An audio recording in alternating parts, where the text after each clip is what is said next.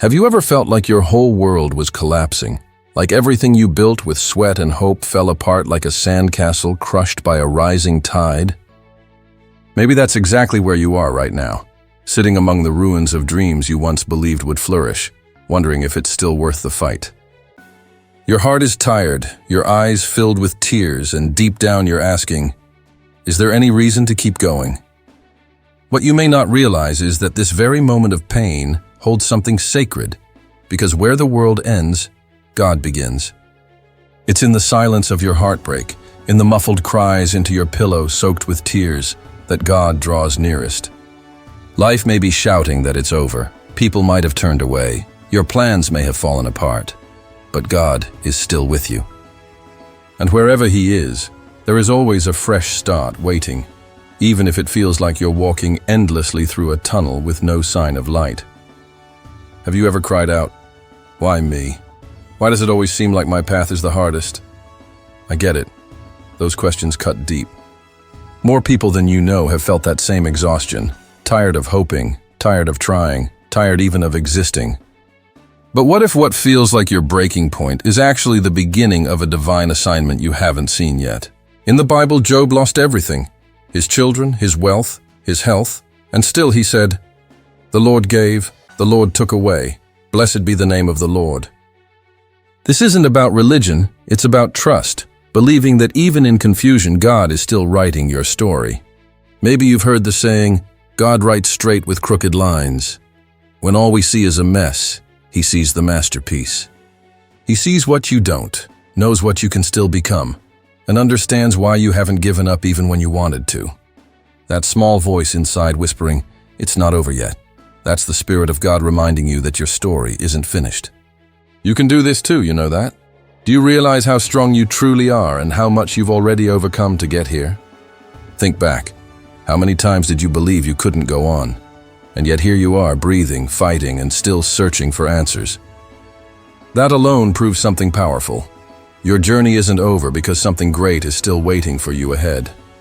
So what if today, instead of giving up, you chose to take just one more step? A small step of faith in the right direction. Sometimes, life turns around not with big changes, but with something quiet and simple. A prayer, a cry for help, a new beginning. And maybe you're asking right now, what do I do next? Start by trusting, not in people, not in life, but in God Himself. People fail, life can break you, but God never fails. Begin by surrendering the pain you've been carrying for far too long. Pray like this: God, I can't handle this anymore, but I know you can. I have no strength, but you are my strength. That simple prayer could be the starting point of the greatest restoration you will ever experience in your life. Remember what is written in the book of Jeremiah, chapter 29, verse 11. "For I know the thoughts I think toward you, says the Lord. Thoughts of peace and not of evil, to give you a future and a hope."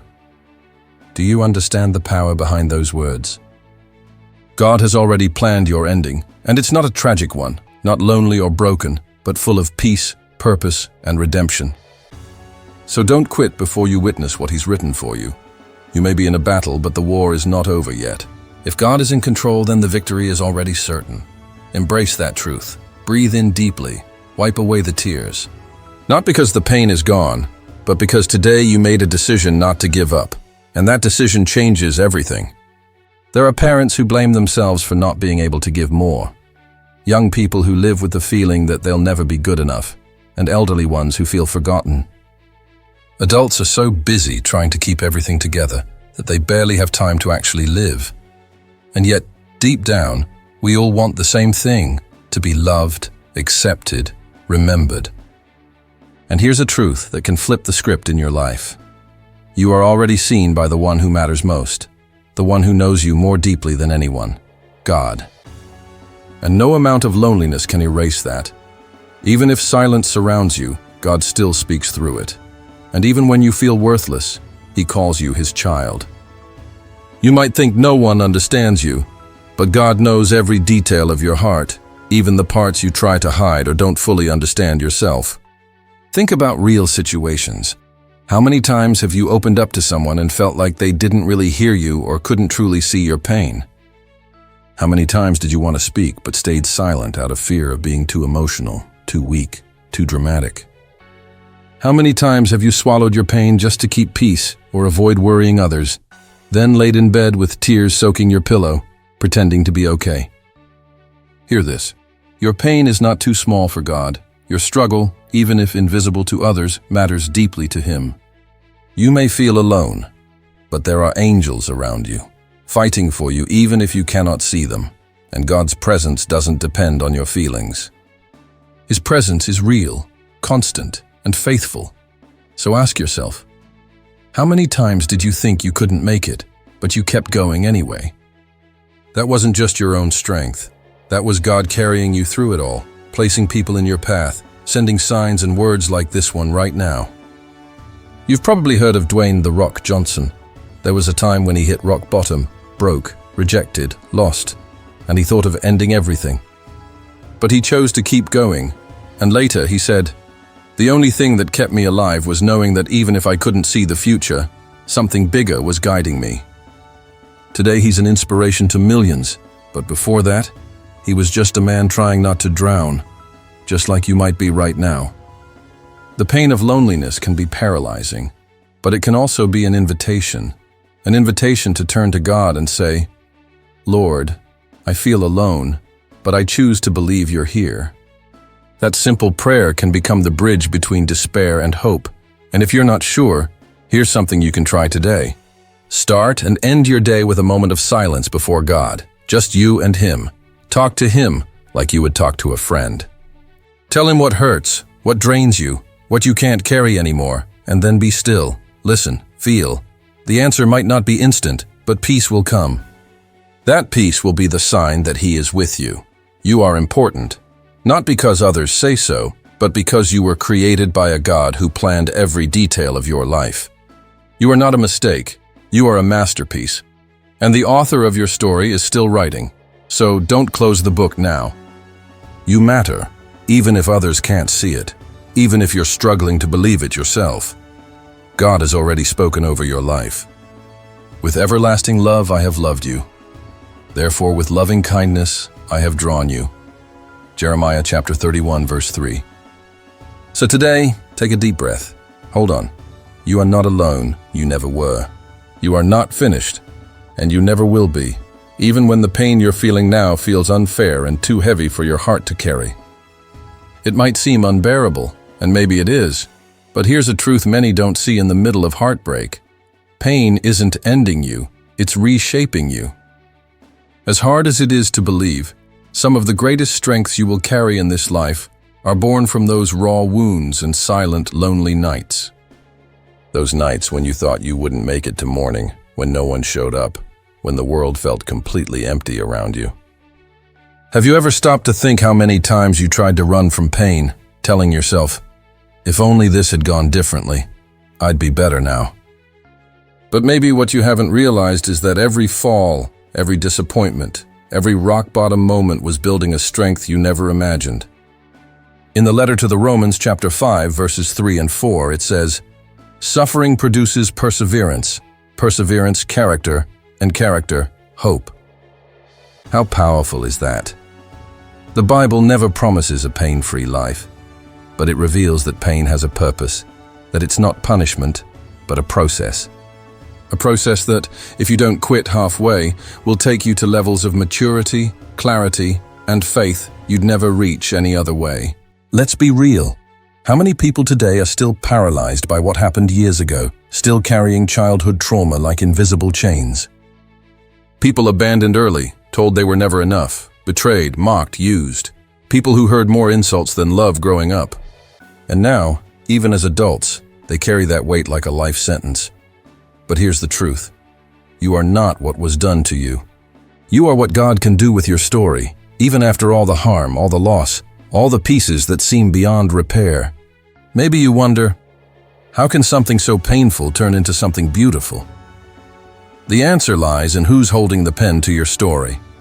If it's still in your hands, it might keep hurting without meaning. But if you surrender your broken story to God, He'll create something brand new. Not a patch, not a fix, but something entirely different. Stronger, deeper, more real than what you had before the pain. Think of a strong, tall tree. You rarely think about the storms it endured, but those winds and droughts are what drove its roots deep. It's the same with you. This storm you're facing now, as brutal as it feels, is planting roots inside you, building your foundation. Here's a true story. J.K. Rowling, author of Harry Potter, was turned down by 12 publishers, broke, depressed, and raising a child alone. She says she only began to truly write after hitting rock bottom, because it was there she had nothing left to lose and let go of the fear. She used her pain as ink and wrote a story that touched generations. That's what you can do too. Turn your pain into strength, wisdom, and grace. Because the one who walks through suffering and survives carries something no one else does. An authority that comes from truly understanding. Start developing empathy, tenderness, and love. But for that to happen, you must make a decision. Don't shut down. Don't harden your heart. Don't turn to stone, because the process only builds strength if your heart stays willing to grow, like gold that is refined in fire. The heat doesn't destroy, it purifies. So maybe instead of asking, "Why is this happening to me?" you should begin asking, "What is God trying to produce in me?" Because yes, He can bring beauty from ashes and turn pain into purpose, but you have to give Him permission to do so. You have to keep going, walk through the fire without giving up in the middle, even when you felt completely breathless from the weight. How many times have you wanted to quit? How many moments did the pain crush you so deeply you wished to disappear? Yet you are still here. And that's no small thing. That is resilience. That is faith. That is strength you didn't know you had. Maybe you're facing losses you can't even explain, or your heart is so weary that even praying feels impossible right now. But hear this. You don't need to understand everything today. You just need to keep walking, even slowly, even aimlessly, even without answers. Because God is in the journey. He is the journey. And now, I want to give you a challenge that costs nothing but could change everything. For the next 30 days, every time you feel pain, fear, or frustration, pause for a moment and say, "God, show me what you want me to learn from this." Don't just ask, "Take this pain away," but say, "Transform me through it." Write down what you discover, what you perceive, what awakens within you. At the end of those days, you might still be fighting the same battles, but your heart may be stronger, more faithful, more prepared for what's next. Because yes, there is a next. And when it comes, you'll understand. All this suffering was training, a battlefield that shaped the new you. You'll look back and thank God you didn't give up. So keep going, one day at a time, one prayer at a time. What God is doing in you is greater than the pain you're feeling now, and yes, it's worth continuing. Faith is not being sure that everything will turn out the way you want. It's trusting that God is still in control, even when everything around you crumbles. It's easy to talk about faith when everything is going well, when the bank account is full, the relationship is stable, and your health is perfect. But what about when it all falls apart? When test results are bad, when you lose your job, when people walk away, when your dream dies? That's when real faith is tested.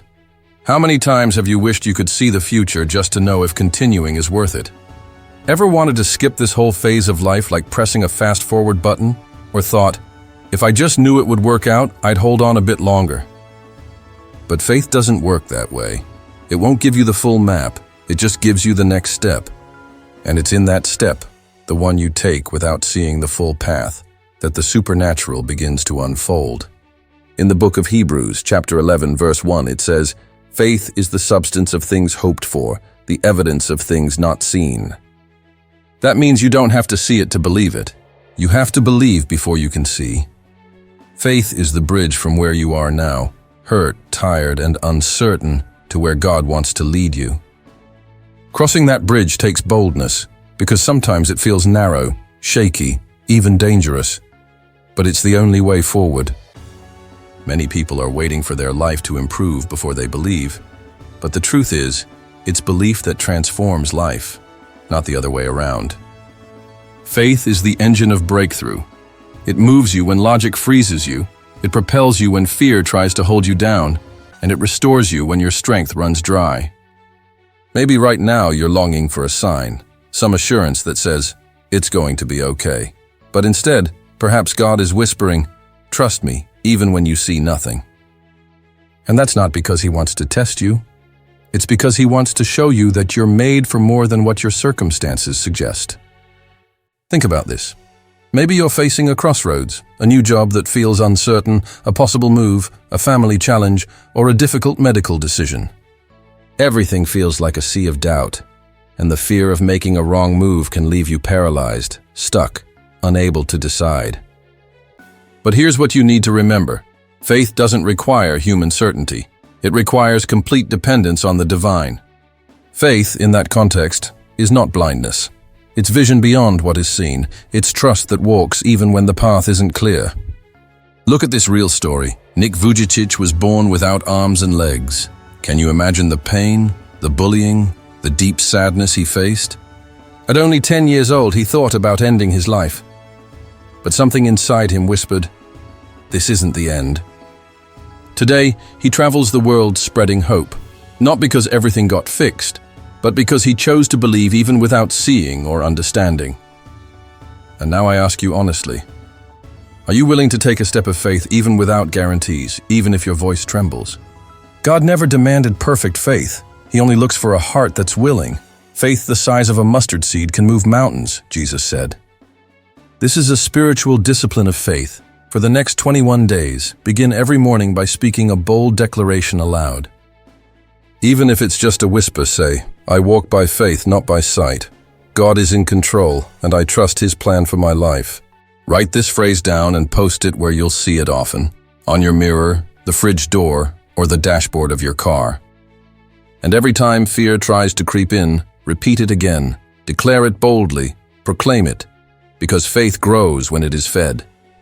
If you keep this practice for 21 days, don't expect all your problems to vanish like magic, but expect a shift within you. Your perspective will begin to change. Your posture will become stronger. Your inner peace and strength will begin to rise. Because faith isn't about changing everything around you. It's about being transformed within, where true change begins. You may feel like you've reached the end of the road, but what you call the end, God calls a brand new beginning. The bridge that connects what was to what will be is called faith, and it's built one step at a time, even when you can't see it. So take a deep breath, lift your head, and take that next step, even if your legs shake and your heart is unsure. Because God will hold you, He always has, and this is not the moment He plans to let go. Trust Him through every step, every storm, every silence, and you'll find your faith growing stronger than you ever imagined.